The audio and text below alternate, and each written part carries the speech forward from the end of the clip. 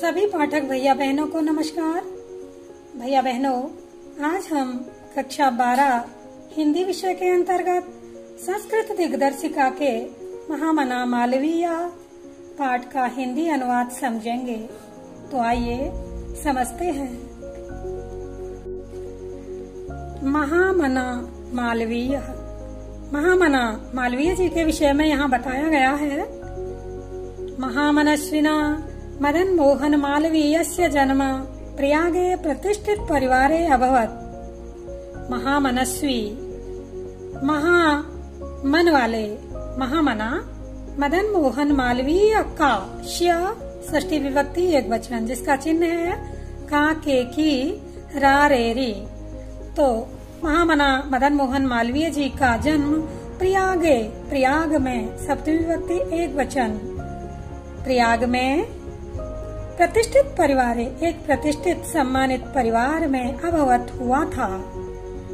अस्य पिता पंडित ब्रजनाथ मालवीय संस्कृतस्य सामान्य विद्वान आसीत्। इनके पिता पंडित ब्रजनाथ मालवीय जी संस्कृत के एक सम्मानित विद्वान थे। अयम प्रयागे एव संस्कृत पाठशालायां राजकीय विद्यालये म्योर सेंट्रल महाविद्यालये च शिक्षां प्राप्य अत्रैव राजकीय विद्यालये अध्यापनम् आरब्धवान्। अयम, इन्होंने, मालवीय जी ने प्रयाग में ही संस्कृत पाठशाला में राजकीय विद्यालय में च और म्योर सेंट्रल महाविद्यालय में शिक्षा प्राप्त करके अत्रैव राजकीय विद्यालये अध्यापनम् आरब्धवान्। अत्रैव, यहाँ पर ही जहाँ इन्होंने शिक्षा प्राप्त की थी राजकीय विद्यालय में, वहीं अध्यापन का काम, पढ़ाने का कार्य आरब्धवान्, प्रारंभ किया। युवक मालवीय स्वकीयेन प्रभावपूर्ण भाषणेन जनानां मनांसि अमोहत्। नवयुवक मालवीय जी ने स्वकीयेन, अपने प्रभावपूर्ण भाषणेन, अपने ओजस्वी भाषणों से, लोगों को प्रभावित करने वाले भाषणों से, जनानाम, लोगों के, मनांसी, मनों को, अमोहयत, लोगों के मनों को मोहित किया। अतः अस्य सुहृदं प्राङ्गिव वाक् पदवी प्राप्य देशस्य श्रेष्ठतरां सेवां कर्तुं प्रेरितवन्तः। इसलिए अस्य, इन्हें सुहृदयी लोगों ने, श्रेष्ठ लोगों ने, बुद्धिजीवी लोगों ने तम प्राङ्गिव वाक् पदवी, वकील की पदवी, वकील का पद प्राप्त करके देश के श्रेष्ठ लोगों की सेवा करने के लिए प्रेरित किया। युवक मालवीय ने अपने ओजस्वी भाषणों से लोगों का मन मोहा, इसलिए सुहृदयी लोगों ने, श्रेष्ठ लोगों ने, बुद्धिजीवी लोगों ने इन्हें वकील की पदवी प्राप्त करके देश के श्रेष्ठ लोगों की सेवा करने के लिए प्रेरित किया। तदनुसारम अयम विधि परीक्षाम उत्तीर्य प्रयागस्ते उच्च न्यायालये प्राङ्गिव वाक् कर्मं कर्तुम् आरभत। तदनुसारम, उनके अनुसार, उन सुहृदयी लोगों के अनुसार, अयम, इन्होंने विधि परीक्षाम उत्तीर्य, विधि की, कानून की परीक्षा उत्तीर्ण की। प्रयागस्ते उच्च न्यायालय, और प्रयाग में ही स्थित उच्च न्यायालय में प्राङ्गिव वाक् कर्मम, वकालत का काम, कर्तुम आरभत, करना प्रारंभ किया। उनके अनुसार ही इन्होंने विधि की, कानून की परीक्षा उत्तीर्ण कर प्रयाग में स्थित उच्च न्यायालय में वकालत का काम करना आरंभ किया। विदे प्रकृष्ट ज्ञानेन मधुरापेन उदार व्यवहारेण चायं शीघ्रमेव मित्राणां न्यायाधीशानां सम्मान भाजनम अभवत्। विदे प्रकृष्ट ज्ञानेन, विधि की, कानून का उत्कृष्ट ज्ञान होने से, कानून का अच्छा ज्ञान होने के कारण, मधुरालापेन, मधुर आलाप करने के कारण, मधुर कोमल वार्तालाप के कारण, और उदार व्यवहारेण, उदार व्यवहार के कारण, शीघ्रमेव, जल्दी ही, मित्राणाम, मित्रों और न्यायाधीशानांच, न्यायाधीशों के लिए, मालवीय जी सम्मान भाजनम अभवत, सम्मान के पात्र हुए। महापुरुषा लौकिक प्रलोभनेषु बद्ध्वा नियत लक्ष्यान् कदापि भ्रंसयन्ति। जो महापुरुष होते हैं वो लौकिक सांसारिक प्रलोभनेषु, प्रलोभनों में, प्रलोभनेषु सप्तमी विभक्ति बहुवचन, बद्ध्वा बंधकर, नियत लक्ष्यान् निश्चित लक्ष्य से, कदापि भ्रंसयन्ति कभी भी भ्रमित नहीं होते हैं। जो महापुरुष होते हैं वो सांसारिक बंधनों में बंधकर, सांसारिक प्रलोभनों में बंधकर अपने निश्चित लक्ष्य से कभी भी नहीं भटकते हैं। देश सेवा अनुरक्तो अयम युवा उच्च न्यायालयस्य परिधो स्थातुम न शक्नोतु। देश सेवा अनुरक्तो अयम, देश सेवा में लगा हुआ, अयम युवा, यह नागरिक, यह युवक, यह नौजवान, उच्च न्यायालयस्य, उच्च न्यायालय के परिधो, परिधि में, स्थातुम, स्थित, न शक्नोतु, नहीं रह सका। देश सेवा में लगा हुआ यह युवा उच्च न्यायालय की परिधि में स्थित नहीं रह सका। और पंडित मोतीलाल नेहरू, लाला लाजपत राय प्रभृति भी अन्य राष्ट्र नायके से सोऽपि देशस्य स्वतंत्रता संग्रामे अवतीर्य। और पंडित मोतीलाल नेहरू, लाला लाजपत राय आदि अन्य राष्ट्र नायकों के साथ सोऽपि, ये भी, देशस्य, देश के, स्वतंत्रता संग्राम में, स्वतंत्रता के संग्राम में अवतीर्ण हो गए, उतर गए। देहल्या त्रयोविंशत्तमे कांग्रेस्या अधिवेशने अयम अध्यक्ष पदम अलंकृतवान। देहल्या, दिल्ली के त्रयोविंशत्तमे, 23वें कांग्रेस्या अधिवेशने, कांग्रेस के अधिवेशन में, दिल्ली के 23वें कांग्रेस अधिवेशन में, अयम, ये, इन्होंने, अध्यक्ष पदम, अध्यक्ष के पद को, अलंकृतवान, सुशोभित किया। मतलब दिल्ली के 23वें कांग्रेस अधिवेशन में इन्हें अध्यक्ष बनाया गया। रोलट एक्ट इत्याख्यस्य विरोधस्य ओजस्वी भाषणं श्रुत्वा आंग्ल शासका भीता जाता। रोलट एक्ट, बच्चों, रोलट एक्ट को काला कानून भी कहा जाता है। यह 1919 ईस्वी में भारत की ब्रिटिश सरकार द्वारा भारत में उभर रहे राष्ट्रीय आंदोलन को कुचलने के लिए बनाया गया था। तो इस एक्ट के विरोध स्वरूप, इस एक्ट के विरोध स्वरूप ओजस्वी भाषणम श्रुत्वा, इनके, मालवीय जी के ओजस्वी भाषणों को सुनकर आंग्ल शासका भीता जाता, जो अंग्रेज शासक थे वो डर गए। रोलट एक्ट इति, जो रोलट एक्ट के विरोध में इन्होंने जो ओजस्वी भाषण दिया, उस भाषण को सुनकर अंग्रेज शासक डर गए। बहुवारम कारागारे निक्षिप्तोऽपि अयं वीर देश सेवा व्रतम न अत्यजत। बहुवारम, बहुत बार, कारागार में, निक्षिप्तोऽपि, डाले जाने पर भी, बहुत बार कारागार में डाले जाने पर भी, अयं वीर, इस वीर ने, इस वीर मालवीय जी ने, देश सेवा व्रतम, देश सेवा के व्रत को, देश की सेवा करने के व्रत को ना त्यजत, नहीं त्यागा। ये देशभक्त बने रहे और देशभक्ति करते रहे। हिंदी संस्कृत आंग्ल भाषासु अस्य समान अधिकारा आसीत्। हिंदी, संस्कृत और आंग्ल अंग्रेजी भाषा पर अस्य इनका समान अधिकार था। ये हिंदी, अंग्रेजी और संस्कृत भाषा को समान रूप से जानते थे।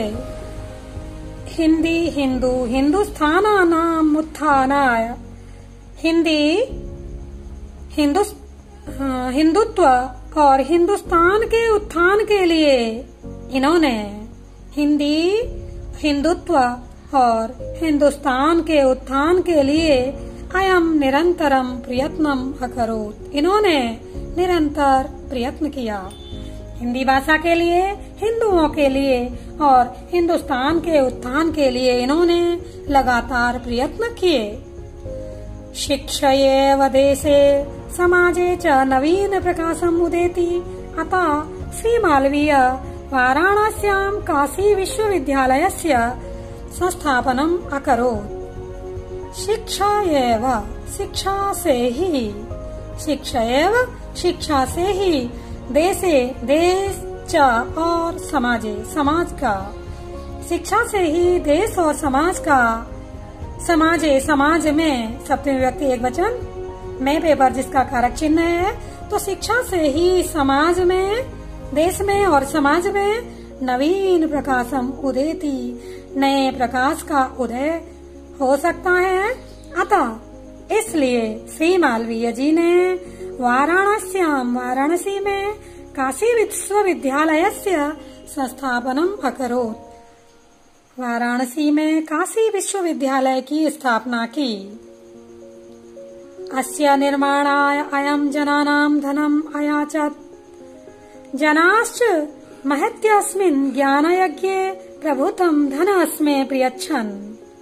और अस्य निर्माणाय, इसके निर्माण के लिए, चतुर्थी विभक्ति एक वचन, निर्माणाय, इसके निर्माण के लिए, अयम, इन्होंने जनान, लोगों से, धनम अयाचत, धन की याचना की, धन मांगा।